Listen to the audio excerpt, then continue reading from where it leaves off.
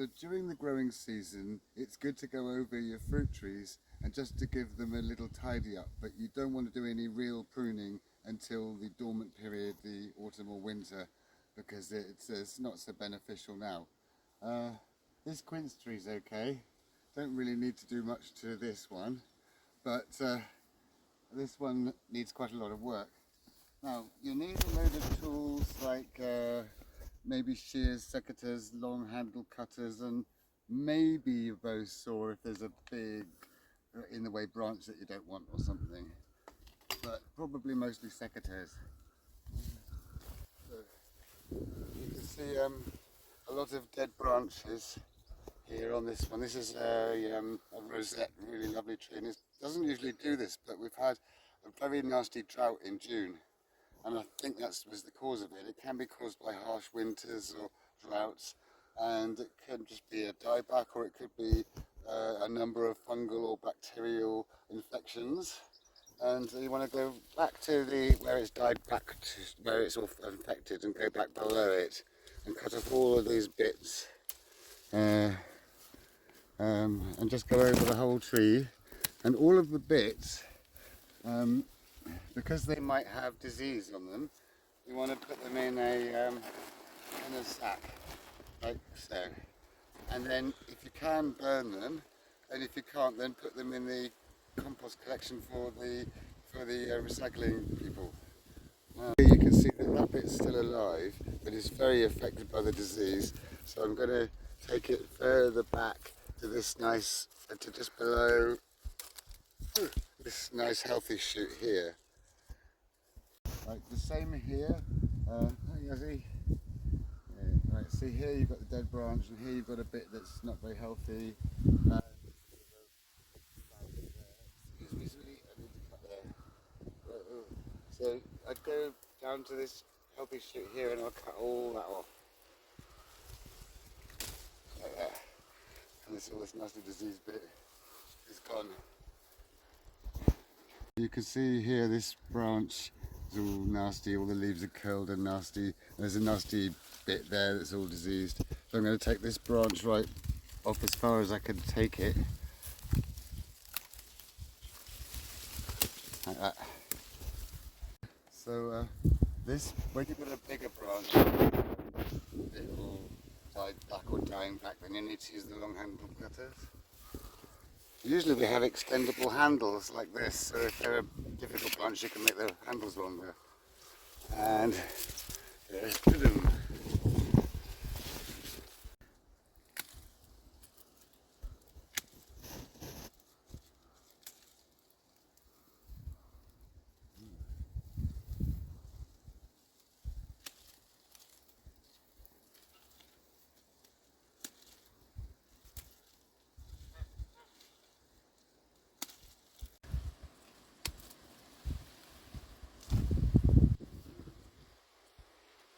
Nasty.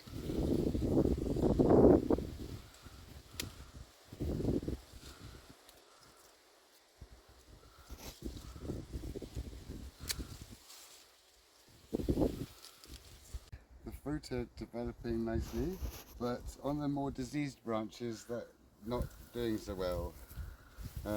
This branch looks really bad, so I'm going to take it back to there. You'll find a huge difference between each tree, as each tree is affected differently by the bacteria. This Bramley's apple is hardly affected at all. See, there's virtually no dieback on it. Bramley's is a very tough variety, but there's just a couple of bits here, and there, and that's, just really all there is for this tree. By contrast, this I think it's William Boncheriton. It has loads of bits of dead spindly little rubbishy bits. It always gets this one, but pears are usually less affected by these diseases. And down here, there's, I think it's coming from below the rootstock or not. It might be a sucker, but I'm not going to be there. I might need a long handle cutter for that one. But never let them grow these suckers, they're bad. I need long handle cutters. Always remember not to go right back to the trunk. It's because so you damage the tree. So I leave a bit, but that's gone. This one seldom needs anything doing to it.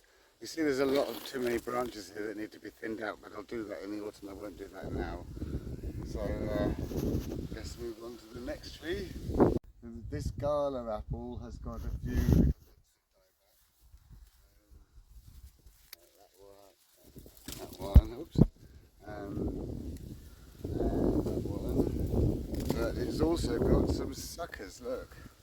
These are coming from the wild apple rootstock and we don't want them. It's strange that they're coming out from here. They usually come from the base of the tree if they come at all. But and I have to just cut them off like so. And, right,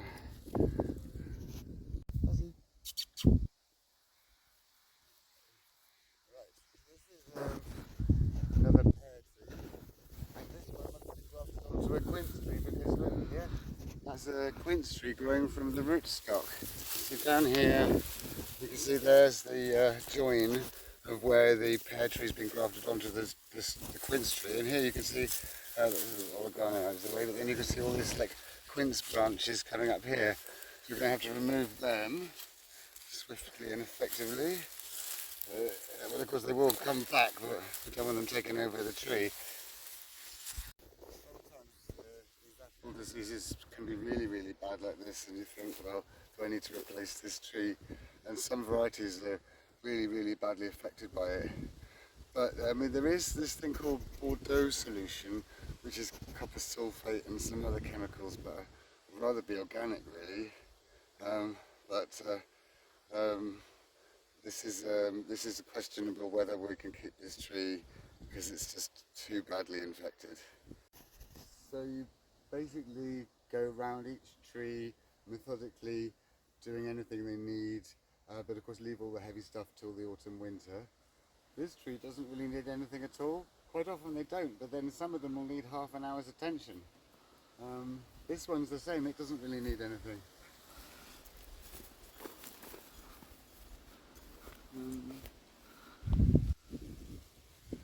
This pear tree's okay. Also this pear and this James Cleve apple are okay. But there is something I really need to do down here.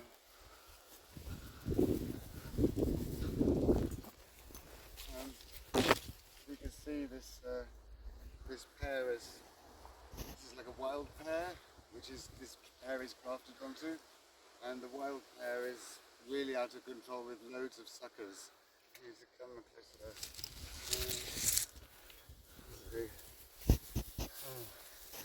See, there's the tree guard of the tree there, can you see that? And there's all these horrible suckers coming here. Like they've been coming for years and they grow back every year. So every year we cut them back off again.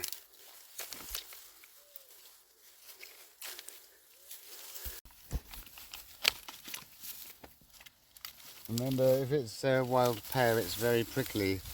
You see the thorns here? They're bigger than hawthorn thorns. They're very, very sharp. Of course, wild oregano growing in the orchard is very good for cuts, and so is dock, and loads of things are good for cut. Wild geraniums, so loads of herbs will treat you if you do get cut. So it's quite a lot of these nasty suckers. Of course, if you get them, they keep coming. You'll always get them. So it's up to you whether you want to just deal with them or change the tree. Yeah, horrible things. Every year we have this problem with this one.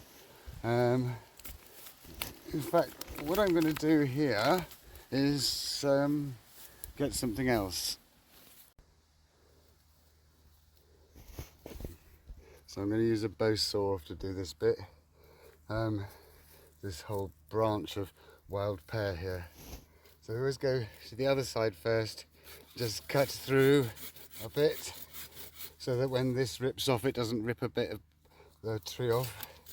And then into here, like so.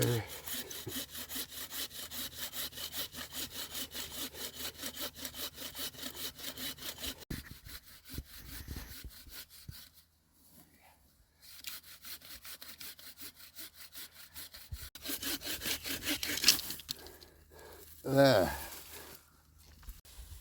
So that's a huge branch of wild pear growing from the rootstock going onto that pile. And if you look here, there's still more of the wretched stuff to cut off there.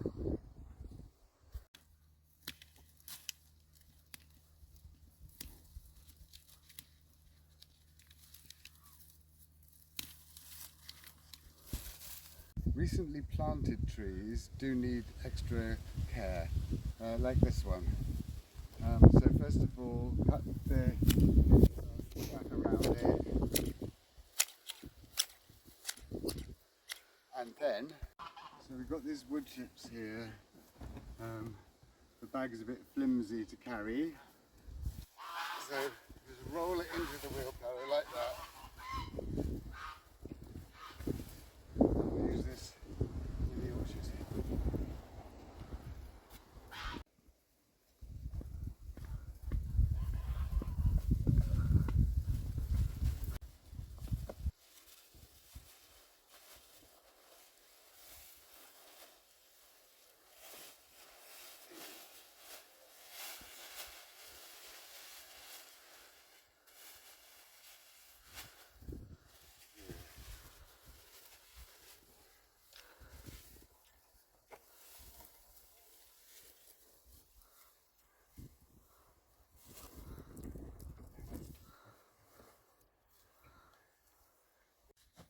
So it's nice and thick around the base of the tree.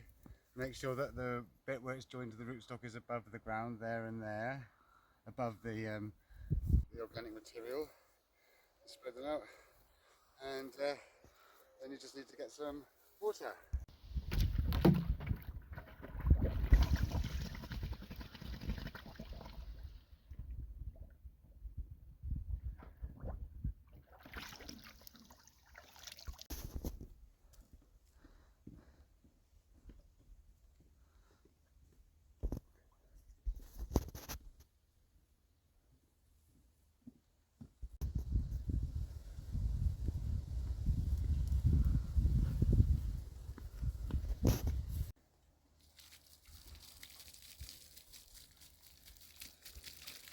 It's important that trees that have been recently planted don't dry out.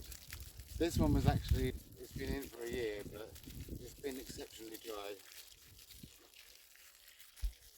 The wood chips will keep the weeds down and feed the tree and retain moisture. But I'm going to give each of these new trees 2 whole buckets of water today.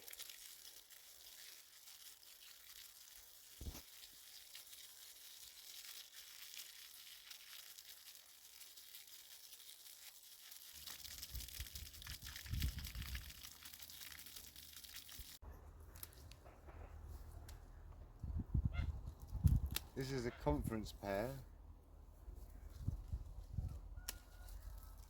Generally, when you're pruning something, when you prune it back, usually if you're pruning it to a side shoot, you usually prune it to one that's growing outwards rather than one that grows inwards, so you get a nicer shaped tree.